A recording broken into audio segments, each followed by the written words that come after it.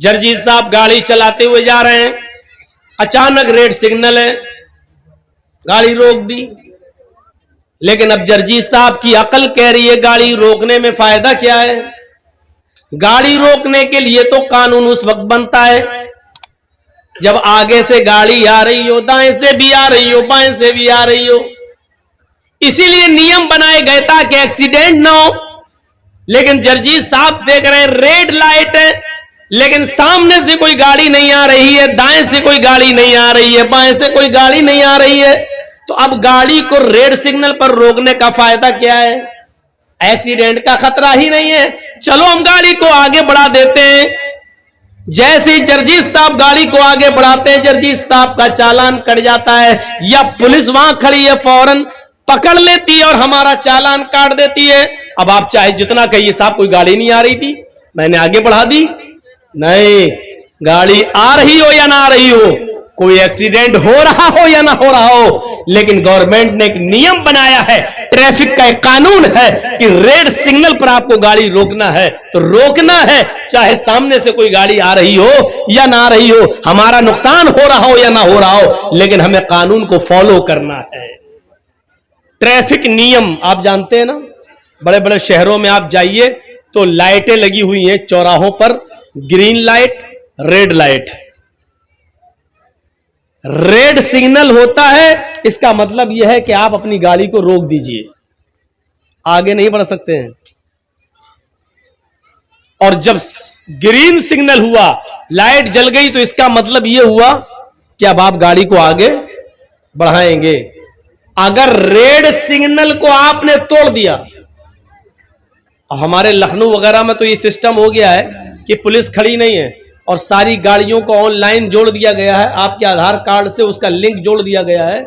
आपने अगर red line में, रेड सिग्नल में अगर आपने क्रॉस कर दिया, तो क्रॉस करते ही आपके मोबाइल में मैसेज आ जाएगा कि आपके अकाउंट से इतना पैसा, इतना जुर्माना कट गया है। गाड़ियों को जोड़ दिया है लखनऊ वगैरह में, दिल्ली वगैरह में, बड़े बड़े शहरों में गाड़ियों को आधार कार्ड और आधार कार्ड को बैंक से जोड़कर ये लिंक जोड़ दिया है। अब पुलिस आपको जुर्माना नहीं लेगी, पुलिस रोड पे खड़ी भी नहीं है, चालान नहीं काटेगी। रेड सिग्नल है, आप गाड़ी रोकिए। अगर आपने सोचा कोई है ही नहीं, पुलिस ने चल भाड़ से आपने आगे बढ़ाया, जैसे ही बढ़ाया आपका चालान कट गया, आपके बैंक से उतना जुर्माना कट गया, आपके अकाउंट से उतना पैसा खत्म हो गया। रेड सिग्नल का मतलब गाड़ी रोकिए, ग्रीन सिग्नल का मतलब गाड़ी को आगे बढ़ाइए। यही नियम है इस्लाम का, एक कानून बना दिया है। अब चाहे उसमें हमारा नुकसान हो या ना हो, हमारा फायदा हो या ना हो, हमें उस कानून को फॉलो करना है, हमें उस कानून पर चलना है, हमें उस कानून को पूरा करना है। सर में दर्द है, नींद नहीं आ रही है, लेकिन कुरान का कानून यह है कि इन्नमल खमरु वल मैसिरु वल अंसाबु वल अज़लामु रिज्सुम मिन अमलि शैतान। शराब और जुआ और बुतों के थान, आस्थानों के थान और फाल के तीर, ये सब की सब हराम है। एक कानून बना दिया कि शराब हराम है। अब आप कह लीजिए कि साहब हमें नींद नहीं आ रही है, टेंशन बहुत ज्यादा, इसलिए थोड़ी सी शराब पी लेते हैं, इसमें हमें फायदा है कि हमें नींद आ जाएगी। हमें उस कानून को मानना है, जो हराम है वो हराम है।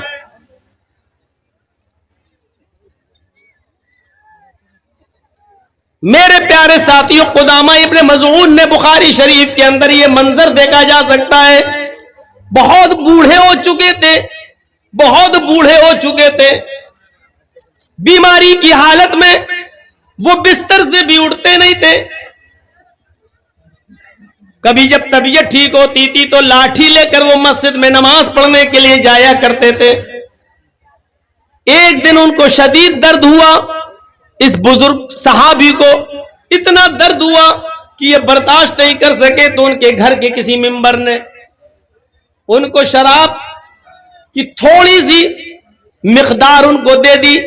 आए कुदामा, ये थोड़ी सी शराब पी लीजिए, आपके साथ मजबूरी है, दर्द से आप कराह रहे हैं, बेचैन है, नींद नहीं आ रही है, और इस वक्त हम आपको किसी डॉक्टर, किसी हकीम के पास भी लेकर नहीं जा सकते हैं, रात काफी हो चुकी है।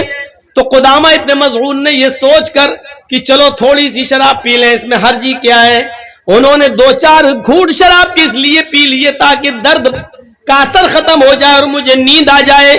जैसे हम लोगों को जब दर्द होता है तो नींद की 1-2 टेबलेट खा लेते हैं, उन्होंने भी शराब के चंद घूंट पी लिए। यह खबर सुबह होते होते हजरत अबू हुरैरा को मिल गई और अबू हुरैरा के जरिए खबर धीरे धीरे हजरत उमर फारूक के पास चली गई। हजरत उमर फारूक ने कुदामा इब्न मज़ऊन को दूसरे दिन बुलाया और पूछा, क्या तुमने शराब पी थी? उन्होंने इकरार किया कि सर में दर्द, पैरों में दर्द, हाथ में दर्द, शिद्दत दर्द जब बढ़ गया और मुझे रात में बहुत ज्यादा बेचैनी होने लगी तो मैंने थोड़ी सी शराब इसलिए पी ली ताकि सुकून मिल जाए। हजरत उमर फारूक ने कहा, मजबूरी में भी अल्लाह के रसूल ने शराब पीने की इजाजत नहीं दी है, बीमारी में भी हमें अल्लाह के नबी सल्लल्लाहु अलैहि वसल्लम से शराब के पीने की कोई इजाजत नहीं मिलती है, लिहाजा तुमने अपने जुर्म का इकरार कर लिया, तुम्हें 40 कोड़े मारे जाएंगे। सारे सहाबा की मीटिंग होती है, सहाबा ने अर्ज किया, अमीरुल मोमिनीन, बुजुर्ग सहाबी है, मसला मालूम नहीं था, मजबूरी में शराब पी ली है, छोड़ दीजिए, कमजोरी है उनकी ऊपर। उन्होंने कहा कि मुझे कोई एक ऐसी हदीस या ऐसा वाकया बता दीजिए कि अल्लाह के रसूल के जमाने में किसी मजबूर ने मजबूरी में शराब पी हो और अल्लाह के रसूल ने छोड़ दिया हो, मैंने छोड़ दूंगा। लेकिन किसी के पास ऐसी कोई दलील नहीं थी। हजरत उमर फारूक ने कहा, इनको कोड़े लगाए जाएं। फिर एक मीटिंग होती है साहबा की, तो उसमें यह तय होता है, अमीरुल मोमिनीन, कोड़े इनको लगा लीजिए, मैं मना नहीं कर रहा हूं, लेकिन 2-4-5 दिन की छूट दे दीजिए, मोहलत दे दीजिए, ताकि ये तबीयत इनकी खराब है, ये सही हो जाए। हाथों पैरों में दर्द है, चलने फिरने के लायक नहीं है, थोड़ी सी ताकत आएगी तब आप इनको कोड़े मार लेना, 1 हफ्ते का मोहलत दे दो, 1 हफ्ते का टाइम दे दो। हजरत उमर फारूक कहते हैं, मैं इनको 1 हफ्ते का टाइम देने के लिए तैयार हूं, लेकिन अगर 1 हफ्ते से पहले मेरा ही इंतकाल हो गया और मैं इस दुनिया से चला गया और कयामत के दिन जब अल्लाह ने मुझसे पूछा कि तुम्हारे सामने एक मुजरिम आ गया था, फिर तुमने उसको सजा क्यों नहीं दी, उसको 40 कोड़े क्यों नहीं लगाए, जबकि मुजरिम ने अपने जुर्म को कबूल कर लिया, तो मैं अल्लाह ताला को क्या जवाब दूंगा? नहीं, इनको आज ही कोड़े लगाए जाएंगे।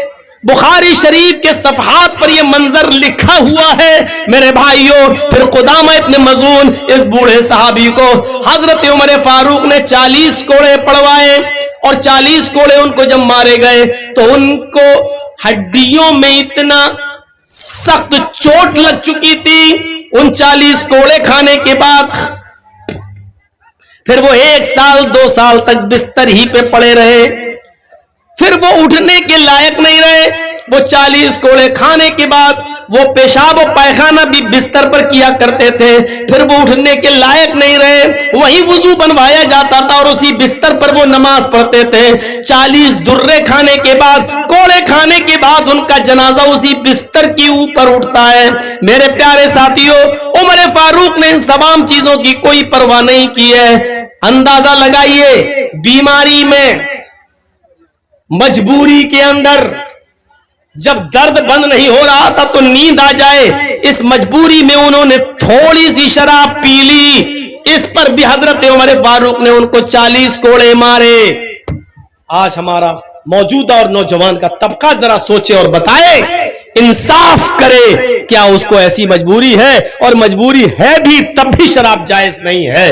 तो मैं कहना यह चाहता हूं कि ट्रैफिक नियम का उल्लंघन आप नहीं कर सकते, चाहे कोई साधन, कोई गाड़ी आ रही हो नहीं, अगर रेड सिग्नल है तो आपको रुकना है, चाहे एक्सीडेंट हो या ना हो।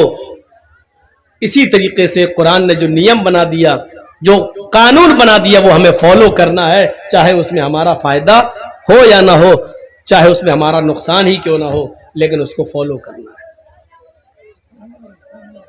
ये याद रखिएगा, इस नियम को, इस उसूल को हम नहीं तोड़ सकते।